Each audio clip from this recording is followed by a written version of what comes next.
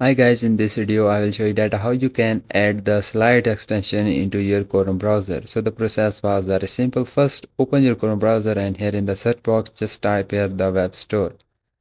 After that now just hit the enter and you will see the first website which is the Chrome web store. Just click on that website, click on the search extension and theme, and now here you can just type the slides.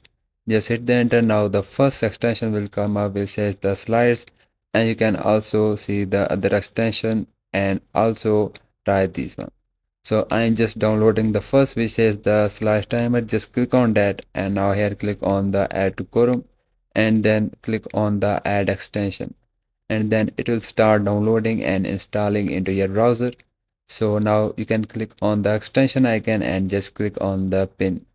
So after you pin the extension, now you can click on that and start using it. So guys, this is how you can download and install the slides extension into your Chrome browser. So guys, if this video is helpful for you, so please like it and also do subscribe to our channel, and I will see you guys in the next video.